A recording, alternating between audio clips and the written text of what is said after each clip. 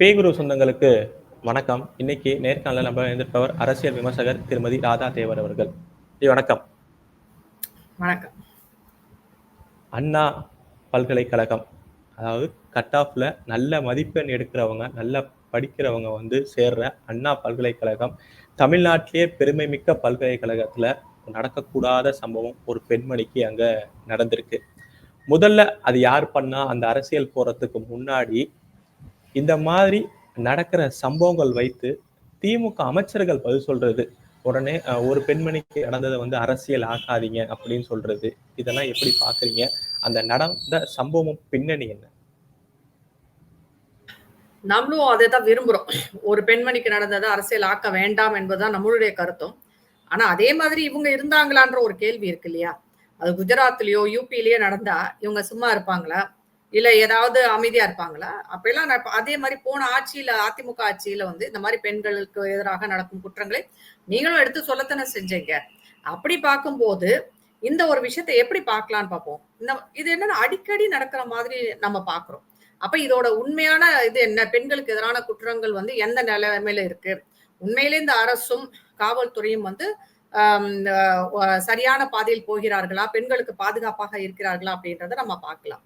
இதுல வந்து NCRB report, national crime record bureau, அவங்களோட ரிப்போர்ட் எடுத்தே நம்ம பார்க்கலான்னு பார்க்கும்போது பெண்களுக்கு எதிரான குற்றங்கள் வந்து அதிகரித்துள்ளது. அதுதான் உண்மையும் கூட. நீங்க வந்து பாத்தீங்கன்னா 2022ல 9,207 கேசஸ் என்னமோ வந்தது. இப்போ வந்து பாத்தீங்கன்னா கிட்டத்தட்ட 10,000 கேஸ் நெருங்கிடுச்சு. உங்களுக்கு கேசஸ் வந்து 21, 22, 23, 24ல வந்து பெண்களுக்கு எதிரான குற்றங்கள் அதிகரித்துக் கொண்டேதான் போகிறதே தவிர குறைந்தபாடாக தெரியவில்லை. இது தவிர பாக்சோ கேஸ்ல பெண் குழந்தைகளுக்கு எதிரான கேஸ் வந்து பாத்தீங்கன்னா கிட்டத்தட்ட இப்போ வந்து 2022லயே வந்து 4,906 கேஸ் வந்து ரெஜிஸ்டர் ஆச்சு. இன்னைக்கு 5,000 கேஸ் வரைக்கும் போயிடுச்சு. பெண் குழந்தைகளுக்கு எதிரான வன்கொடுமை, பாலியல் வன்கொடுமைகள். இப்ப நமக்கு தமிழ்நாடு வந்து மாடல் அரசு இல்லையா? நமக்கு ஒரு சிறப்பும் இருக்கு இதுல. எப்படின்னா நாம வந்து இந்த மாதிரி குற்றங்கள், பெண்களுக்கு எதிராக இழுக்கப்படும் குற்றங்கள்ல 3வது இடத்துல இருக்கிறோம். இவங்க சொல்ற உத்தரப்பிரதேசம் இருக்குது, மத்திய பிரதேசம் இருக்கு. அதற்கு அடுத்து 3வது இடத்தில் தமிழ்நாடு இருக்கிறது. இதுதான் உண்மை. இதை நம்ம வந்து என்சிஆர்பி ரிப்போர்ட் எடுத்து நீங்க பார்த்தாலே அது தெரியும். அதற்கப்புறம் வந்து நீங்க பாத்தீங்கன்னா டவுரி டெத் 40% அதிகரித்து உள்ளது. கிட்டத்தட்ட அவ்வளவு பேர் வந்து டவுரி டெத்ல வந்து சாகுறாங்க.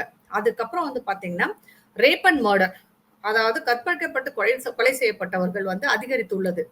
நீங்க வந்து பாத்தீங்கன்னா 1043 கேஸ் ரெஜிஸ்டர் ஆயிருக்கு. கிட்டத்தட்ட எவ்ரி 2 hours, ஒவ்வொரு 2 மணி நேரத்திற்கும் ஒரு பெண் பாலியல் வன்கொடுமைக்கு ஆளாகிறாள், பாலியல் சீண்டலுக்கு ஆளாகிறாள் தமிழ்நாட்டுல. நம்ம எந்த ஆட்சி இருக்கிறாங்கன்றதெல்லாம் பத்தி நான் கவலையும் படல. அதை பத்தி பேசவும் நான் இங்க வரல. அது அதிமுக இருக்கட்டும், திமுக இருக்கட்டும், பாஜகவா இருக்கட்டும். ஆனால் இது வந்து கவலைக்குரிய விஷயமாக உங்க கண்ணுக்கு படலையா அப்படிங்கறதுதான் நம்மளுடைய கேள்வி. இவங்க எதற்கெடுத்தாலும் வந்து பெண்கள், முதல்வர் அவர்களே சொன்னாரு, தமிழ்நாடு வளர்ச்சி அடைஞ்சா, பெண்கள் வளர்ச்சி அடைஞ்சாதான் அது தமிழகம் வளர்ச்சி அடைஞ்சது. பெண்கள் உரிமை, இவங்களே சொல்லியிருப்பாங்க, பெண்கள் வந்து வீட்டை விட்டு வெளியில வர்றதுக்கு காரணமே வந்து ஈவேரா அப்படின்னு சொல்றாங்க. அப்படி பண்ற இங்க இருக்கிற மாநிலத்திலேயா பெண்களுக்கு பாதுகாப்பு இல்லாத சூழ்நிலை இருக்கு? உண்மையிலே பாத்தீங்கன்னா நம்ம வந்து ஒரு ஒரு ஒரு ஒரு மாநிலமோ ஒரு தேசமோ இருந்தால் நம்ம பாதுகாக்க வேண்டியது யாரு? பெண்கள், குழந்தைகள், பெரியவர்கள், முதியவர்கள்னு சொல்லலாம். இவர்களுக்கு எதிராக தான் குற்றங்கள் அதிகமாக உலக அளவில் நடக்கும். இன்றைக்கு தமிழ்நாடு அதற்கு ஒரு எடுத்துக்காட்டாக இருக்கிறது. முதியவர்களுக்கு எதிராக நடக்கும் குற்றங்களிலும் சரி, பெண்களுக்கு எதிராக நடக்கும் குற்றங்களும் சரி, குழந்தைகளுக்கு எதிராக நடக்கும் குற்றங்களையும் நம்ம வந்து சிறப்பான இடத்துல இருக்கிறோன்றதுதான் இன்றைக்கு வேதனை தரக்கூடிய விஷயம். இதைத்தான் நம்ம திருப்பி திருப்பி சொல்றோம். அப்ப நீங்க ஒரு பகுத்தறிவு அரசு நடத்துறோம், திராவிட மாடல் அரசு நடத்துறோம்னு சொல்றவங்க இதை ஏன் வந்து நீங்க பார்க்க மாட்டேன்றீங்க? இன்னொரு விஷயம் என்னன்னா, இந்த கிரைமை பொறுத்த வரைக்கும் போலீஸோட அவங்களுடைய நடைமுறை எப்படி இருக்குன்னு பாத்தீங்கன்னா, இந்த பர்டிகுலர் கேஸ் அண்ணா யூனிவர்சிட்டியில அந்த எஃப்ஐஆர் வந்து எப்படி வெளியில வந்துச்சு, அதுல கொடுக்கப்பட்ட விவரங்கள் வந்து எப்படி பத்திரிகைகளுக்கும் ஊடகங்களுக்கும் போச்சு, எவ்வளவு ரகசியமான ஒரு விஷயம். அதாவது அந்த பெண் பேர் தெரியக்கூடாது, அந்த பெண் பற்றிய விவரங்கள் தெரியக்கூடாது, அவள் கொடுத்த அந்த வழக்கு விஷயங்கள் வெளியில வரக்கூடாது என்று சட்டத்தில் உள்ளது. அப்படி இருக்கும்போது நீங்க எப்படி வெளியில விட்டீங்க? இன்னைக்கு அந்த பெண்ணுக்கும் அந்த பெண் சார்ந்த குடும்பத்துக்கும் வந்து எவ்வளவு பெரிய அவமானம், அசிங்கமா இருக்கு. இப்பயே ஆரம்பிச்சுட்டாங்க. சமூக வலைதளங்கள்ல அந்த பெண்ணின் கேரக்டரை பத்தி ரொம்ப மோசமா விமர்சனம் பண்ண ஆரம்பிச்சிட்டாங்க. அந்த எஃப்ஐஆரை வச்சு, அந்த எஃப்ஐஆர்ல சொன்ன விஷயங்களை வச்சு 7 மணிக்கு எதுக்கு போனா, 7 மணிக்கு எதுக்கு அந்த புதற்குள்ள போய் அவங்க அந்த பையனோட இருந்தா, இப்படி எல்லாம் வந்து கேள்வி. எதுனா அந்த எஃப்ஐஆர் இது வந்து வந்து தெரிந்து நடந்திருக்குமா இல்ல தெரியாம நடந்திருக்குமா வெளிய வர்றது? எப்படிங்க தெரியாம நடக்கும் இது? போலீஸுக்கு தெரியாம ஒரு குண்டூசி கூட வெளியில போக முடியாது. எஃப்ஐஆர் ரிப்போர்ட் அவங்களுக்கு தெரியாம எப்படி வந்து வெளிய வரும்? வந்திருக்குன்னா, அதுக்கு முழு பொறுப்பும் வந்து அந்த காவல்துறையினர் தான் எடுத்துக்கொள்ள வேண்டும். இன்னொரு விஷயம், இது வெளிய தெரிஞ்சது ஒண்ணு. இன்னொரு விஷயம் என்னன்னு பார்த்தீங்கன்னா, முக்காவாசியான இந்த மாதிரி பாலியல் வன்கொடுமைகள், இந்த மாதிரியான பாலியல் வன்முறைக்கு ஆளாகும் பெண்கள்ட்ட இருந்து எஃப்ஐஆரே போட மாட்டாங்க. தஞ்சாவூர்ல ஒரு கேஸ் இப்படி நடந்தது. கூட்டு பாலியல் வன்முறையில வந்து இதே மாதிரிதான் போட மாட்டேன்னாங்க. அண்ணா நகர்ல ஒரு பெண் குழந்தைக்கு எதிராக நடந்ததுலயும் இப்படிதான் எஃப்ஐஆர் போட மாட்டேன்னு சொன்னாங்க. போயிட்டு நீ போய் ஹாஸ்பிட்டல்ல ரெக்கார்டை வாங்கிட்டு வா, ஹாஸ்பிட்டல்ல சர்டிபிகேட் வாங்கிட்டு வான்லாம் சொல்லி, அதாவது அதுவும் வந்து இல்லாதப்பட்டவங்களா இருந்தாலும் வச்சுக்கோங்களேன், ஏழையா இருந்தா அந்த குழந்தைக்கு அந்த பெண்ணுக்கோ நியாயம் கிடைப்பது ஒரு மிக மிக கடினம் இந்த காவல்துறையிடம். நான் என்ன கேட்கிறேன்னா, இத சரி பண்றதுக்கு தான் காவல்துறை இருக்கு. சட்டம் ஒழுங்கை பராமரிப்பதற்கும், பெண்களுக்கும், குழந்தைகளுக்கும், முதியவர்களுக்கும் பாதுகாப்பு கொடுப்பதற்கு இருக்கும் இந்த இந்த காவல்துறை அவர்களுடைய சக்தியை எங்க வீணாக்குறாங்கன்னா, இந்த சமூக வலைதளங்கள்ல பேசுறவங்களை அரெஸ்ட் பண்றது, வெளியில வந்து முதலமைச்சரை பேசினா அரெஸ்ட் பண்றது, அதை எதுவோ தீவிரவாதியை பிடிச்ச மாதிரி ஓடி போய் பிடிக்கிறது, இந்த மாதிரி எல்லாம் தான் பண்ணிட்டு இருக்காங்க. அதுல இவங்க டயத்தை வேஸ்ட் பண்றாங்க, எனர்ஜியை வேஸ்ட் பண்றாங்க. அப்ப என்ன ஆகுதுன்னா, இந்த மாதிரியான குற்றங்களுக்கு எதிராக காவல்துறை நடவடிக்கை வந்து மோசமாயிருது. ஆனா இதை விட இன்னொரு முக்கியமான விஷயத்தையும் நான் பார்க்க வேண்டியது இருக்கு. இந்த குற்றங்களில் செயல்படுபவர்கள் யாருன்னு பார்த்தா அரசியல் பின்னணி இருக்கு. முக்காவாசி பேருக்கு அரசியல் பின்னணி இருக்கு. இப்ப இந்த கேஸ்ல வந்து பாத்தீங்கன்னா, அவர் வந்து திமுகவுடைய ஏதோ ஒரு அதுதான் பொறுப்புல அவர் இருந்து சொல்றாரு. அண்ணாமலை அவர்கள் நீங்க சொல்ற மாதிரியே வந்து புகைப்பட ஆதாரங்கள் எல்லாம் வெளியிட்டாரு. பக்கத்துல அருகில இருந்து போட்டோ எடுத்தா அவர் எங்க கட்சிக்காரரா? எங்க கட்சிக்காரே கிடையாது அப்படின்னு சொல்லிட்டு அமைச்சர்கள் எல்லாமே உறுதியா சொல்றாங்களே. அப்படி பார்த்தா வந்து இதுவும் சரி. அப்புறம் முன்னாடி இன்னொரு கேஸ் தஞ்சாவூர்ல இவர் அன்பில் பொய்யாமொழி அவர் டிரைவர் தான் இருந்தாரு. அப்புறம் இன்னொரு திருட்டு கேஸ்ல வந்து ஒரு திமுக அப்புறம் சாதிக் பாட்சா இருந்தாரு. நீங்க கட்சியை விட்டு தூக்குனீங்க. கட்சி உங்க கூட வந்து போட்டோ எடுத்தது மட்டுமே ஆதாரம் இல்ல. அவர் ஒரு பொறுப்புல இருந்திருக்கிறாருன்றது அந்த செய்தியில தெரியுதே. ஒரு பொறுப்புல போட்டுதான் வச்சிருந்திருக்கேன். அவர் ஒரு பதவியில இருந்திருக்கிறார். அப்படிப்பட்டவருக்கு இன்னொரு விஷயத்தையும் நான் கேள்விப்பட்டேன். அவரு நல்லாவே வந்து வசதியா தான் இருந்திருக்காரு. எல்லாரும் அந்த பொண்ணு வந்து ஏன் 7 மணிக்கு போனான்றவங்க, ஏன் அந்த வளாகத்தில் படிக்காத ஒருத்தர், ஒரு குற்றவாளி, ஏற்கனவே பின்னணி உள்ளவர், ஏற்கனவே ஒரு மொலஸ்டேஷன் கேஸ்ல வந்து அவர் அரெஸ்ட் ஆயிருந்திருக்காரு. ஏற்கனவே சில வழக்குகள் அவர் மேல் இருக்கும்போது அவர் எப்படி அண்ணா யூனிவர்சிட்டிக்குள்ள போனார்? ஐடி கார்டு இருந்தா தானே நீங்க ஒரு காலேஜ்க்குள்ள போக முடியும். இவரை எப்படி உள்ள விட்டாங்க அந்த யூனிவர்சிட்டிக்குள்ள? இல்ல அப்ப இங்க அதுல என்ன இன்னொரு நடக்குது? சந்தேகம் வருது. நீங்க கேட்கிற மாதிரியே, அதுல அவங்க மிரட்டுறப்ப ஏதோ சார் அவங்களுக்கும் இது பண்ணணும்னு சொல்லிட்டு அந்த மிரட்டப்படுறப்ப அந்த இந்த சாருங்கிற வார்த்தையை யூஸ் பண்ணல. யார் அவர்? அப்படிங்கிற ஒரு சந்தேகமும் இதுல இருக்கு போலயே. ஆமா. இது என்னன்னா, இது ஒரு எனக்கு என்னமோ இது வந்து முதல் குற்றமாக இருக்குவாதோ அப்படின்ற ஒரு பயமே வருது. எப்படி யார் வேணாலும் ஒரு யூனிவர்சிட்டிக்குள்ள போ முடியுமா? அந்த பெண் ஒரு மாணவி.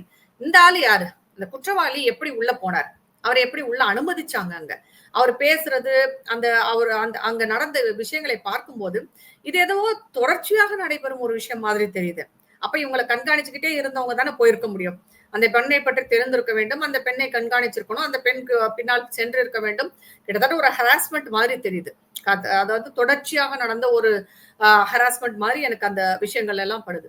அப்ப ஒரு அண்ணா யூனிவர்சிட்டியில நமக்கு பாதுகாப்பு இல்லை. இதை இன்றைக்கு பார்க்கும் பெண்ணை பெற்றவர்கள் அந்த யூனிவர்சிட்டிக்கு எப்படி பெண்களை அனுப்புவாங்க? பாதுகாப்பு இல்லாத நிலைமை தெரியுது இல்லையா? இன்னும் சொல்லப்போனா இவங்க சொல்றாங்க இது ஏதோ ஒரு ஐசோலேட்டடா தனியாக ஒரு பெண்ணுக்கு நடந்த விஷயம் அப்படின்னு சொல்றாங்க. கிடையாது. அதை நான் வந்து உறுதியாக சொல்ல வேண்டும். சென்னையில எத்தனையோ வருஷமா நான் இருக்கேன்.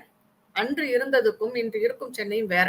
நீங்க ஒரு 10 நிமிஷம் ஒரு 7 மணிக்கு எந்த இடத்துலயும் தனியாக ஒரு பெண் நிற்க முடியாது.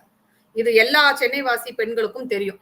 நீங்க 10 நிமிஷம் ஒரு பெண் தனியாக ஒரு பஸ் ஸ்டாண்ட்லயோ இல்ல நல்லா நான் சொல்றது நிறைய கூட்டமா இருக்கிற இடத்துலயே சொல்றேன். தனியாக ஒரு பெண் இருந்தால் அவளை சுற்றி எத்தனை பேர் வந்து அங்க சுத்துறாங்கன்றதை நீங்க போய் பார்க்கலாம். இதை நீங்க டெஸ்டே பண்ணி பார்க்கலாம். இந்த மாதிரி சம்பவங்களுக்கு எல்லாம் எங்களுக்கெல்லாம் நடந்ததுதான். நம்ம நிறைய பேர் வெளியில வந்து சொல்ல மாட்டேங்கிறோம். அவ்வளவுதான். ஆனா இந்த ஹராஸ்மெண்ட் இருக்கு. இதை பற்றி நம்ம போய் காவல்துறையில சொன்னா அவர்கள் எஃப்ஐஆர் போட மாட்டாங்க. அவங்க வந்து அது குற்றமா கூட எடுத்துக்க மாட்டாங்க. பல பெண்கள் வந்து போலீஸ் ஏன்னா நம்மள அலைய வைப்பாங்க. இந்த பெண்ணோட வாக்குமூலம் வெளியில வந்த மாதிரிதான் நம்மளை பத்தி வெளியில சொல்லுவாங்கன்னு சொல்லி பயந்துகிட்டு நிறைய பெண்கள் இதை பற்றி வெளியே சொல்வதில்லை. எனக்கு தெரிந்த பெண்களுக்கு இந்த மாதிரி நடந்திருக்கு. கடைசியில நம்ம சண்டை போட்டு அதை வந்து விட்டுட்டு போற மாதிரி தான் இருக்கு. இந்த ஏன்னா காவல்துறையை சேர்ந்தவர்கள் எதற்கு பயப்படுறாங்கன்னா, நாளைக்கு வந்து இல்ல ஆனா நீங்க இப்ப அமைச்சர் சொல்லியிருக்காரு, கம்ப்ளைண்ட் கொடுத்த ஒரு 3ல இருந்து 5 மணி நேரத்துக்குள்ளேயே நம்ம வந்து எல்லா விசாரணையும் எல்லாமும் பண்ண ஆரம்பிச்சிட்டோம் சொல்லிட்டு அமைச்சர் சொல்றாரு. அவரு முதல்ல வந்து விசாரிச்சுட்டு அனுப்பிச்சுட்டு அதுக்கப்புறம் விஷயம் பெருசானோடனே பிடிச்சிருக்காங்க பழையபடிக்கு. கிட்டத்தட்ட ஒரு 2 மணி நேரம் கேப், 3 மணி நேரம் கேப் கழிச்சு தான் வந்து திருப்பி கொண்டு வந்திருக்காங்க. முதல்ல உடனே எல்லாம் அரெஸ்ட் பண்ணல இவங்க. இது நான் என்ன சொல்றேன்னா, நீங்க வந்து உங்கள் வீட்டு பெண்ணுக்கு நடக்கும் ஒரு விஷயமாக பாருங்க. இன்னொன்னு போதை பழக்கம் அதிகரித்து கொண்டே வருகிறது. இப்ப தஞ்சாவூர் ஒரு பீச்ல நடந்த விஷயம் கூட இப்ப வந்தது. குடும்பத்தோட போயிருக்கவங்களே போதைக்கு ஆளான இளைஞர்கள் எப்படி ஹராஸ் பண்ணியிருக்காங்க. நீங்க எந்த இந்த நம்மளுடைய பீச் சைடு எல்லாம் போனீங்கன்னா இதுதான் நிலைமை. அப்ப இதுக்கு ஒரே சொல்யூஷன் என்ன சொல்றாங்கன்னா, நம்மளுடைய திராவிட கழக கண்மணிகள் சொல்ற ஒரு சொல்யூஷன் ஒண்ணு இருக்கு. நான் அது சமூக வலைதளங்கள்ல பார்த்தேன். இந்த மாதிரி விஷயங்கள் எல்லாம் தடுக்கணும்னா நீங்க வெளில போகாதீங்கன்றாங்க. வீட்டுல இருக்க வேண்டியது தானேன்னு சொல்றாங்க. நீங்க 6 மணிக்கு மேல ஏன் தனியா போறீங்கன்றாங்க. 6 மணிக்கு மேல எதுக்கு வந்து ஆண் துணை இல்லாமல் செல்கிறது. அப்ப ஈவேரா சொல்லிக் கொடுத்த பாடம் இதுதான் போல இருக்கு. பெண்கள் பாதுகாப்பு ராத்திரி 12 மணிக்கு எந்த பெண் வந்து நகையை போட்டுக்கிட்டு வெளியில வராளோ அப்பதான் இந்த நாடு உண்மையிலே சுதந்திரம் அடைஞ்சதுன்னு காந்தி அவர்கள் சொன்னாங்கல்ல. அப்ப நீங்க மாடல் அரசு தானே நடத்துறீங்க இங்க. அது 12 மணி வேணாங்க. 1 மணி 2 மணி மத்தியானத்துக்கு கூட போக முடியலையே இங்க. இல்ல ஒரு 10 மணிக்கு கூட போக முடியலையே. நகை அணிஞ்சிட்டு போறது இன்னொரு பக்கம் இருக்கட்டும். நகை இல்லாம ஒரு பெண் தனியாக நடமாட இயலவில்லை என்பதுதான் உண்மை. இதுல வந்து எந்த விதமான மாறுதலும் இல்லை. இதற்கு காரணம் என்ன அப்படின்னு பாத்தீங்கன்னா, சமூகத்தில் நடந்த மாற்றங்கள் தான். ஒன்று போதை கலாச்சாரம். அது அது ஆல்கஹாலா இருக்கட்டும், இல்ல டாஸ்மாகா இருக்கட்டும், இல்ல போதை பொருட்கள், போதை வஸ்துக்களை வந்து உபயோகப்படுத்துறது. 2வது சினிமாக்கள்ல காமிக்கும் ஹீரோக்கள் எல்லாருமே வந்து இந்த மாதிரி ரேப் பண்ணவனே கல்யாணம் பண்ணிக்கணும், இல்ல ரேப் பண்றவன் அந்த மாதிரி ரவுடிசம் பண்றவன் தான் ஹீரோ அப்படின்னு. அதுக்கு சினிமா முழுக்க முழுக்க இந்த மாதிரியான எல்லா ஆட்களும் வந்து அதுக்கு பொறுப்பேற்க வேண்டும். சினிமா துறையினரும் பொறுப்பேற்க வேண்டும் இதற்கு. அவங்க இதுல மௌனமா இருக்காங்களே. போன ஆட்சியில நடந்தப்ப ஏதாவது சம்பவம் நடந்தா எல்லாத்துக்கும் குரல் கொடுத்தவங்க. உத்தரப்பிரதேசம் நடந்தா போய் சொல்லுவாங்க, இல்ல காஷ்மீர்ல நடந்ததான்றதா அதுல எல்லாம் என்ன நடந்துச்சுன்னு கூட உங்களுக்கு தெரியாது. உண்மையில் அங்க என்ன நடந்ததுன்னே உங்களுக்கு தெரியாது. ஆனா பாஜக ஆளும் மாநிலமாக இருந்தால் முதல் வேலையாக இன்றைக்கு இருக்கும் அரசியல்வாதிகள், நடிகர்கள், நடிகைகள் எல்லாம் ஆளாளுக்கு ஒரு கமெண்ட் அடிச்சிருப்பாங்க. இல்ல பாதுகாப்பை பற்றி பேசியிருப்பாங்க. இது அவர்களுக்கு சோறு போடும் முதலாளி இருக்கும் சம்பந்தப்பட்ட விஷயம்ன்றதுனால வாயை மூடி மௌனியாகத்தான் இருப்பாங்க. அதனால அவங்கள பற்றி நம்ம ஆனால் இந்த குற்றங்கள் நிகழ்வதற்கு அவர்களும் காரணம். சினிமாக்கள், கேவலமான சினிமாக்கள், ரவுடிசத்தை ஊக்குவிக்கும் சினிமாக்களும் இதற்கு ஒரு காரணம். ஒவ்வொருத்தரும் தன்னை ரவுடியா இங்க வந்து ப்ரொஜெக்ட் பண்ணிட்டு இருக்கான். குடிச்சாதான் ஹீரோ, அருவாள் எடுத்து வெட்டினாதான் ஹீரோ, பெண்களை சீண்டினால் தான் ஹீரோ, ரேப் பண்ணால் தான் ஹீரோ. இன்றைக்கு ஹீரோக்கள் வந்து அந்த மாதிரி தான் இருக்காங்க. டீ டோட்டலர்லாம் இல்ல. அதாவது பட்டை அடிச்சுட்டு நல்லபடியா படிச்சு அமெரிக்கால போய் ஒருத்தர் படிச்சுட்டு இருந்தான்னா அவனை வந்து அம்மாஞ்சின்னு சொல்லிடுவாங்க இங்க.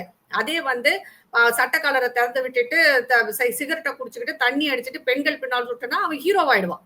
இன்றைக்கு இருக்கும் ஹீரோக்கள் எல்லோரும் இதற்கு பொறுப்பேற்க வேண்டும். இந்த 2வது விஷயம். 3வதாக சமூக நமக்கு கலாச்சார சீரழிவு. நீங்க ஹாப்பி ஸ்ட்ரீட் நடத்துறீங்க, அதுக்கப்புறம் வானவில் நடத்துறீங்க. பெண்களும் ஆண்களும் சமமாக இருக்க வேண்டும் என்பதில் எந்தவித மாறுபட்ட கருத்தும் இல்லை. ஆனா அதற்காக அவங்க 2 பேரும் ஒண்ணுக்கு ஒண்ணு இணைஞ்சுக்கிட்டே இருக்கணும்னு எந்த அவசியமும் இல்லையே. இவங்க பண்ற வேலையெல்லாம் அப்படிதான். ஏன்னா எனக்கு இது நான் பல இடங்கள்ல பேசியிருக்கேன். பெண்களை வீட்டை விட்டு இழுத்து வெளியே கொண்டு வந்து சீரழிப்பதுதான் இவர்களின் நோக்கமே தவிர வேற எதுவுமே கிடையாது. இவங்க பெண் உரிமை, பெண் விடுதலை என்பதை எல்லாம் வேற ஒரு கோணத்துலதான் கொண்டு போறாங்களே தவிர இல்ல அவங்க படிச்சு முன்னேறி அவர்களுக்கென்று ஒரு அடையாளத்தை ஏற்படுத்திக் கொள்ள வேண்டும் என்பதுதான் பெண் உரிமை. அதுதான் பெண் விடுதலை. ஆனா அதை பத்தி இவங்க பேச மாட்டாங்க. உடை வந்து அறகுறையா உடை போடுறது, இல்ல வந்து பழக்க வழக்கங்கள்ல வந்து மேலை நாட்டு நாகரிகத்தை கொண்டு வருவது, இல்ல வந்து ஆண்களுடன் சரிக்கு சமமா சண்டை போட்டுக்கிட்டு கிடக்கிறது எதுக்கெடுத்தாலும். அந்த மாதிரி பெண்ணியம் பேசும் பெண்கள் அவங்க எல்லாம் இதை பேசுறது. ஆனா அவங்களே வந்து பெண்களை வந்து மோசமாக நடத்துகிறார்கள் என்று எல்லாருக்கும் தெரியும். திராவிட கழகங்கள் எப்படி பெண்களை நடத்துகிறார்கள் என்பதற்கு பல சாட்சியத்தை நான் கொடுக்க முடியும். இங்க எப்படி எல்லாம் அவர்கள் சீரழித்தார்கள் என்பதை பல சாட்சியங்கள் கொடுக்க முடியும். இப்படிப்பட்ட ஆண்கள், இந்த மாதிரியான ஒரு கலாச்சார சீரழிவில் வளரும் ஆண்கள் ஆண்கள் கிட்ட நம்ம எதை எதிர்பார்க்க முடியும்? நம்ம கலாச்சாரம் பண்பாடுன்னு சொல்லும் போதே வந்து பெண்களை தெய்வமாக மதிங்க, அவங்கள வந்து உங்க உங்க வீட்டு பெண்களை தவிர, உன் மனைவியை தவிர மத்தவங்கள அக்கா தங்கச்சி அண்ணனை அவங்களை எல்லாம் வந்து மரியாதையா பாருன்னு சொல்லி கொடுக்குற அந்த கலாச்சாரம் போய் இவங்க பேசுறது அப்படி கிடையாதே. ஒரு மேலை நாட்டு கலாச்சாரத்தை கொண்டு வர்றீங்க. சரி, மேலை நாட்டுல வந்து இந்த மாதிரி நடக்குதான்னு அங்க கூட இவ்வளவு நடக்கல. ஆனா இங்க ரொம்ப மோசமாக போய் கொண்டிருக்கிறது. இது அப்படியும் இல்லாம இப்படியும் இல்லாம ஒரு கேடுகட்ட கலாச்சாரமாக மாறிக்கொண்டிருக்கிறது. இப்ப இவர்கள் எல்லாருமே பொறுப்பேற்க வேண்டும். இங்க இந்த கிரைம் ரேட்டை பொறுத்த வரைக்கும் ஏன் அதிகரித்துக் கொண்டு இருக்கிறது என்றால், ஒன்று, நமக்கு எது மேலேயும் பயம் இல்லை, எதை பற்றியும் கவலை இல்லை, கடவுளை பற்றிய பயம் இல்லை, கடவுளை பற்றிய எண்ணமும் இல்லை, அதே சமயம் குடும்பத்தை பற்றிய கவலையும் இல்லை, குடும்பத்தை பற்றிய எண்ணமும் இல்லை. பெரியோர்களை மதிப்பதை பார்த்தாலே ஏதோ நம்மள கேவலமா பேசுவாங்க, அந்த காலத்துல இருந்த மாதிரி இருக்கு. அதே போல நம் கலாச்சாரங்களை நாம் விட்டு கொடுப்பதும் ஒரு காரணமாகத்தான் பார்க்கிறேன் இந்த மாதிரியான விஷயங்களுக்கு. ஆனா வரும் தலைமுறைக்கு, அடுத்து வரப்போற தலைமுறைக்கு நாம் எதை விட்டு செல்கிறோம்? இப்படிப்பட்ட ஒரு சமூகத்தையும் சமுதாயத்தையும் விட்டு செல்கிறோம். போக்சோ என்னும் ஒரு சட்டம் வந்து கொண்டு வந்ததே குழந்தைகளை காப்பாற்றுவதற்காக. ஆனா இன்றைக்கு வந்து மிக மோசமாக இருக்கிறது. அந்த சட்டத்தை கொண்டு வந்ததுக்கு அப்புறம் பாத்தீங்கன்னா எத்தனை பேர் தண்டிச்சிருக்காங்க, எத்தனை பெண் குழந்தைகள் பாதிக்கப்பட்டிருக்கிறார்கள் என்பது வெளியே வருது. அது வெளியே வந்தது. இதை தவிர வெளியே வராத கேசஸ் இருக்கு, நிறையவே வெளியே வராத கேசஸ் இருக்கும். ஏன்னா உங்களுக்கு ஒரு 10,000 கேஸ் நடந்ததுன்னா அதுல கால்வாசி கேஸ் தான் ரிப்போர்ட் ஆகும், மிச்சதெல்லாம் மறைச்சிருவாங்க. அந்த கால்வாசியை வச்சே நம்ம முடிவு பண்ண முடியுது இல்லையா எப்படிப்பட்டது. என்ன இத பத்தி நடவடிக்கை நீங்க சொல்ற மாதிரி போக்சோ அதிகரிச்சாலும் இப்ப அமைச்சர் அவர்கள் இப்ப சொன்னாரு இந்த தனிப்பட்ட சம்பவத்தை வந்து பெருசாக்காதீங்க, அரசியலாக்காதீங்கன்னு. இதே வந்து திருநெல்வேலியில பார்த்திருப்போம், கோர்ட் வாசல்லயே வந்து அங்க ஒரு படுகொலை செய்யப்பட்டது. அதற்கு சட்டத்துறை அமைச்சர் சொல்றாரு, என் பக்கத்துல யாராவது வந்து வெட்டினா என்ன பண்ண முடியும் அப்படின்னு சொல்லிட்டு. இந்த மாதிரி ஒரு பொறுப்புள்ள அமைச்சர்கள் பதில் சொல்வதை எப்படி பாக்குறீங்க? அதாவது போலீஸ்காரங்க மேல பயம் இருந்தா இதை செய்வாங்களா? அமைச்சருக்கு கேட்க வேண்டிய கேள்வி இதுதான். காவல்துறையினர் மேல் மக்களுக்கு பயம் இருந்தால் இதை செய்வாங்களா? என்னுடைய கேள்வி அதுதான். அப்படின்னா காவல்துறை வந்து முதல்வர் கீழே தானே இருக்கு. அதுதான் முதல்வருடைய காவல்துறை. அப்ப காவல்துறை தன்னுடைய வேலை என்ன செய்யுது? ஒரு கோர்ட் வாசல்ல நிற்கிற ஒரு குற்றவாளிக்கு கூட உங்களால வந்து பாதுகாப்பு கொடுக்க முடியாவிட்டால் வீட்டுல இருக்கிறவங்களுக்கு நீங்க எப்படி பாதுகாப்பு கொடுப்பீங்க? அப்புறம் எப்படி சட்டம் ஒழுங்கு சரியா இருக்கும்? இதைத்தான் நாம கேள்வியா வைக்கிறோம் அந்த அமைச்சர்கிட்ட. தனிப்பட்ட ஒருவரை எப்படி கொல்லுவாங்கன்னா, ரவுடிசத்தை நீங்க அடக்கல, வெட்டினவங்க எல்லாம் ரவுடிஸ் தானே, அப்ப ரவுடிசத்தை நீங்க கட்டுக்குள்ள வச்சுக்கலன்னு தானே அர்த்தம். அதற்கப்புறம் மாட்டுனா நமக்கு எவ்வளவு பெரிய பிரச்சனை வரும் அப்படின்றது அந்த குற்றவாளிகளுக்கு தெரியவில்லை. இன்னொன்னு, எல்லாம் இளம் வயது குற்றவாளிகள். எப்படி குற்றவாளியாகிறாங்க? படிச்சு நீங்க சொன்ன மாதிரி நாங்கள் படிப்பறிவில் கல்வி அறிவில் தமிழ்நாடு முன்னேறி உள்ளது அப்படின்றீங்க. கல்வி அறிவு பட்டவன் செய்யற வேலையா இதெல்லாம்? கொள்ளையெல்லாம், ரேப்பெல்லாம். அப்ப இன்னும் முன்னேறலைன்னு தானே அர்த்தம். ஏதோ ஒரு % படிச்சு வெளியில போயிருக்காங்களே தவிர மிச்ச பேரெல்லாம் இப்படிதான் சுத்திட்டு இருக்கிறாங்க. கிரைம் ரேட்ல வந்து தமிழ்நாடு முன்னோடியாக போய்கொண்டிருக்கிறது. 3வது, அது சென்னை வந்து 3வது இடத்தில் இருக்கிறது. நீங்க 2வது இடத்தில், சாரி, டெல்லிக்கு அப்புறம் சென்னையில தான் அதிக குற்றங்கள் நடந்து கொண்டிருக்கிறது இன்றைக்கு. சிட்டியா பாத்தீங்கன்னா கூட நாம அப்படி வந்து எல்லா குற்றங்களிலும் நாம் அதாவது முன்னேறிய மாநிலமாக இருக்கணும்னு கூட சொல்லலாம். இல்ல அதிகமாக இருக்கும் மாநிலமாக கூட பெருமையா கூட சொல்லிக்கலாம் நம்ம. நீங்க என்ன மாதிரியான காவல்துறைக்கு எந்த மாதிரியான வசதிகள் செய்து கொடுத்திருக்கிறீர்கள்? காவல்துறைக்கு என்ன மாதிரியான வந்து வேலைகள் இருக்கு? அவங்க ஏன் வந்து இதெல்லாம் தடுத்து நிறுத்த முடியல அப்படின்ற ஒரு கேள்வி வருது இல்லையா? நான் ஃபர்ஸ்ட் ஆரம்பிக்கும் போது சொன்னதான், அவர்களுடைய சக்தி எங்கே விரயமாக்கப்படுகிறது? ஏன் இந்த மாதிரி விஷயங்கள் எல்லாம் தடுக்க மாட்டேங்கிறாங்க? இல்ல காவல்துறையில ஃபுல்லா வந்து ஊழல்வாதிகளா இருக்கிறாங்களா? அது நமக்கு தெரியல. இதெல்லாம் தான் கேள்விகள். அப்ப முதலமைச்சருக்கு கீழே நேரடியாக வரும் ஒரு காவல்துறை என்ன செய்து கொண்டிருக்கிறது என்ற கேள்வி வரத்தான் செய்யும். அண்ணா யூனிவர்சிட்டியை பொறுத்த பாத்தீங்கன்னா செனட் மெம்பரா யார் இருக்காங்க? இவங்கதான் இருக்கிறாங்க, திமுகல தான் இருக்கிறாங்க. ஆரம்பத்தில் உதயநிதி இருந்தார், அதுக்கப்புறம் இப்ப இன்னொருத்தர் இருக்கிறார். அப்ப நீங்க அந்த அந்த யூனிவர்சிட்டிக்கு என்ன பாதுகாப்பை நீங்கள் கொடுத்திருக்கிறீர்கள்? அங்கு வரும் பெண்களுக்கு என்ன பாதுகாப்பை நீங்கள் வந்து கொடுப்பீங்க? இனிமேலாவது கொடுப்பீங்க? அதெல்லாம் நம்ம விட்டுடலாம். ஆனா இதற்கு எதிராக போராடுறவங்களை போய் அரெஸ்ட் பண்றீங்க, மாணவர்களை அரெஸ்ட் பண்றீங்க, கட்சிக்காரங்களை அரெஸ்ட் பண்றீங்க, எல்லாத்தையும் தூக்கி உள்ள வைக்கணும்ன்றீங்க. ஏன் அவங்களை அதை குரல் கொடுப்பதற்கோ போராடுவதற்கோ அவர்களுக்கு உரிமை இல்லையா? ஏன் நீங்க அதை வந்து அனுமதிக்க மாட்டேன்றீங்க? அனுமதிக்க வேண்டியதானே? மக்கள் கேட்கதானே செய்வாங்க. மக்கள் கேள்வியே கேட்க வேண்டாம் என்றால் இது ஒரு பாசிச அரசாக உங்களுக்கு தெரியலையா? இதைத்தான் நாம கேட்கிறோம். ஆனா இங்க பதில் இல்லை. கூட இருக்கிற கூட்டணி கட்சிகள், கம்யூனிஸ்ட் கட்சியை எடுத்துக்குவோம், என்ன பேசியிருக்கிறாங்கன்னு தெரியல, விசிகா என்ன சொல்றாங்கன்னு தெரியல, காங்கிரஸ் என்ன சொல்லுதுன்னு தெரியல, எல்லாரும் மௌனம். எல்லாருக்கிட்டையும் ஒரு மயான மௌனம் இருக்கு. எப்படி மௌனமா இருக்கிறீங்க நீங்க? இல்ல, அப்புறம் கனிமொழி நம்மளோட அவர்களே வந்து இதை வெறும் ட்வீட்ல கண்டனத்தை தெரிவிச்சு தானே இப்ப இருக்காங்க. அவங்க கண்டனத்தை தெரிவிக்க ஏன்னா ஒரு மெழுகுவர்த்தியை கொண்டு வந்து ஒரு இது கூட நடத்தலாம். ஆனா நடத்த மாட்டாங்கல்ல. கஷ்டம் இல்லையா அவங்களுக்கு? ஏன்னா அவர் மணிப்பூரில் இருக்கும் பெண்கள் மேல் தான் அக்கறையே தவிர தமிழ்நாட்டு பெண்கள் மேல அவங்களுக்கு என்ன இருக்கு? அங்கதான் போய் நம்ம அவங்களுக்காக இங்க விளக்குப்படி அதாவது இது என்னது மெழுகுவர்த்தி ஏத்தலாம். ஆனா தமிழ்நாட்டு பெண்களுக்காக எதுவும் செய்யணும்னு அவசியம் கிடையாது. ஏன்னா அது அவங்க வசம் இருக்கு. யார் என்ன சொன்னாலும் அவங்க அதை பத்தி கவலைப்பட போறது இல்லை. தோழமை கட்சிகள் ஒருத்தரும் வாயை திறக்க மாட்டேங்கிறாங்க. எதை பத்தியும் பேச மாட்டேங்கிறாங்க. இன்றைக்கு தோழமை பாஜக சூட்டல் கூட இல்லையே. சுட்டுதலா? எந்த விஷயத்திலுமே தோழமை சுட்டுதல் இல்லை. குப்பையை கொண்டு வந்து போடும் போதே இவங்க வாய முடிக்கிறது தானே இருந்தாங்க. இன்றைக்கு வந்து நடக்கும் ஒவ்வொரு விஷயத்தையும் இவங்க வந்து என்ன சொல்றாங்க, அரசியல் பண்ணாதீங்க, அரசியல். எதைத்தான் அரசியல் பண்றது? இவங்க என்ன பண்ணல அரசியல்? இதை சொன்னா என்ன சொல்றாங்கன்னா, என்னது கத்துவாலம் நடந்துச்சு, அப்புறம் டெல்லியில நடந்துச்சு, பஞ்சாப் இதுல நடந்துச்சு, அதுல எங்க நடந்தாலும் தவறு தவறு தான். அது யாரு செய்திருந்தாலும். அப்ப அதையெல்லாம் ஒரு எக்ஸ்கியூஸா வச்சு இதை நாங்க வந்து நம்ம ஏத்துக்க சொல்றாங்களா இந்த தவறை? இன்னும் முட்டாள்தனமான ஒரு பேச்சு. இப்ப நான் என்ன மாதிரி இருக்கும் பெண்கள் பல பேருக்கு வந்து எங்கள் குழந்தைகள், பெண் குழந்தைகளை நாங்க எப்படி வந்து இப்ப ஒரு இன்னொன்னு விஷயத்தையும் சொல்ல வரேன். இது வந்து யூனிவர்சிட்டியில ஒரு 19 வயது பெண்ணுக்கு பள்ளி குழந்தைகள் பெண் குழந்தைக்கு நடந்ததே. திருச்சியில நடந்ததே அந்த பெண் குழந்தைகளுக்கு. அப்புறம் இன்னும் 2, 3 இடத்துல பெண் குழந்தைகளுக்கு கூட வந்து பாலியல் வன்கொடுமை நடந்ததே. அப்ப பள்ளியிலும் வந்து பிரச்சனையா இருக்கு, காலேஜ்லயும் பிரச்சனையா இருக்கு, யூனிவர்சிட்டிலயும் பிரச்சனையா இருக்கு, ரோட்ல பிரச்சனையா இருக்கு, வீட்டுல பிரச்சனையா இருக்கு. எங்கதான் பெண்கள் வந்து இருக்கணும்னு இவங்க நினைக்கிறாங்க? அப்ப இவங்க சொல்ற பெண் உரிமை, பெண் விடுதலை, பெண் இது எல்லா இவங்க சொல்ற அந்த எல்லா பெண்ணியமும் எங்க இருக்கு? அப்ப நீங்க சொல்ற மாடல் அரசு எங்க? இதே திராவிட கழகத்துல இருக்கிற பெண்கள் சில பேர்லாம் ரொம்ப வந்து வீராவேசமா பேசுற பெண்கள்லாம் இருக்கிறாங்க. நாங்க வந்து ஈவேராவால தான் முன்னேறி இன்றைக்கு வெளியே வந்து இருக்கோம். நீ படிச்சிருக்கிய இப்ப நான் பேசினாலே என்ன சொல்லுவாங்க, இது ஈவேரா போட்ட பிச்சைதான். நீங்களாம் வெளியில வந்து அம்மா இப்பதான் பயமா இருக்கு. வீட்டை விட்டு வெளியில போயிட்டு திரும்பி வர்றதுக்கு பயமா இருக்கு எங்களுக்கு. போனா உருப்படியா வந்து சேருவோமான்னு சொல்லிட்டு. அப்ப இது யார் கொடுத்தது? இது என்ன பாஜகவா வந்து கொடுத்துச்சு? நீங்க தானே ஆட்சி செய்றீங்க. இப்ப நீ இப்பதான் வந்து 3 வருஷமா இருக்கிறீங்க.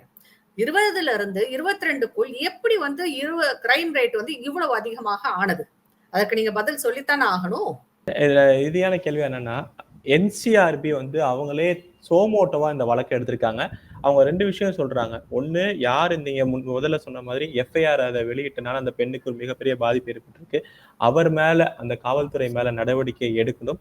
இன்னொன்னு, இதற்கு உரிய விசாரணை வேணும்னு சொல்லிட்டு இப்ப சோமோட்டோவா என்சிபி அவர்களே இறங்கியிருக்காங்க. இது எங்க போய் கொண்டு போய் முடியும்? இதற்கு தமிழக அரசு வந்து ஒத்துழைப்பு அளிக்குமா? அவங்க தமிழக அரசு ஒத்துழைப்பு அளித்துதான் ஆக வேண்டும். அளித்துதான் ஆக வேண்டும். ஏன்னா வந்து இப்ப வந்து கேஸ் வந்து கைமீறி போயிட்டு இருக்கு. இப்ப ஒரு நாடகம் வேற போட்டிருக்காங்க. அவருக்கு வந்து நாங்க பாத்ரூம்ல வழுக்கி விட வச்சோம், அடிபட்டோம்னு சொல்லிட்டு கால்ல கட்டுக்கிட்டெல்லாம் போட்டு அது என்ன சொல்றது நாடக கட்சி என்னது அரசுன்னு கூட சொல்லிக்கலாம். இவங்க மாடல் அரசுன்றதை மாத்தி டிராமா அரசுன்னு வச்சுக்கலாம் போல இருக்கு. அப்படி ஒரு விஷயத்தையும் பண்ணிட்டு இருக்கிறாங்க. என்சிஆர்பி சோமோட்டோவாக எடுத்திருக்கிறது. ஆனால் என்னுடைய கவலை எல்லாம் அந்த பெண்ணை பற்றிய கவலையாகத்தான் இருக்கிறது. ஏன்னா இனி அடுத்து என்னென்ன வேலை நடக்கும்னு தெரியல. ஏன்னா மிக மோசமான அளவில் மனதளவில் பாதிக்கப்பட்டிருப்பாள். அவளை சுற்றி என்னென்ன கட்டுக்கதைகள் கட்டப்படுகிறதோ, அவளை பற்றிய அவளுடைய குணத்தை பற்றியும் அவளுடைய நடத்தையை பற்றியும் என்ன விமர்சனங்கள் வைக்கப்பட போகிறதோ இந்த பொது தளங்களில். அதற்கப்புறம் இதையெல்லாம் தாண்டி அந்த குடும்பம் இதையும் ஏற்றுக்கொண்டு அந்த பெண்ணை வந்து மனதளவில் பாதிக்கப்படாமல் அவளை கொண்டு செல்ல வேண்டும் என்பது வந்து மிக மிக மிக கடுமையான ஒரு விஷயம். பெண்ணை பெற்ற ஒவ்வொருத்தருக்கும் இந்த மாதிரி தெரியும். அதனாலதான் நிறைய பேர் வெளியில வந்து இந்த மாதிரி விஷயங்களை சொல்றதே கிடையாது. இன்றைக்கு அந்த பெண்ணை பற்றிய விஷயத்தை கொண்டு வந்திருக்கிறார்கள். குறிப்பாக அண்ணாமலை அவர்கள் அதை பற்றி நிறையவே பேசியிருக்கிறாங்க. பாஜகவினர் அதற்காக போராடுகிறார்கள். இது அரசியலாக மட்டுமே நின்றுவிடக் கூடாது என்பதுதான் என்னுடைய ஆசையம். இதை வைத்து பெண்களுக்கான பாதுகாப்பு இந்த அரசு உறுதி செய்தால் ரொம்ப சந்தோஷம். பிடிச்சவனுக்கு என்ன நடக்க போகுதுன்னு தெரியல. அவன் எத்தனை நாள்ல வெளில வர போறான்னு தெரியல. ஏன்னா ஏற்கனவே அவன் மேல் ஒரு பாலியல் வழக்கு இருக்கு. அதுலயும் இன்னும் அவர் பெயில்ல தான் இருக்காரு அந்த ஆள். அப்படி இப்ப ஏற்கனவே வழக்கு இருக்கிற ஒரு வாரத்துக்கு முன்னாடி இதே மாதிரி பாலியல் வழக்குல உள்ள போயிட்டு வெளில வந்த ஒரு பையன் திருப்பி அந்த பெண்ணை பாலியல் துன்புறுத்தலாகி வெட்டி கொண்டு இருக்கிறான். இதே சென்னையில கேஸ் நடந்திருக்கு.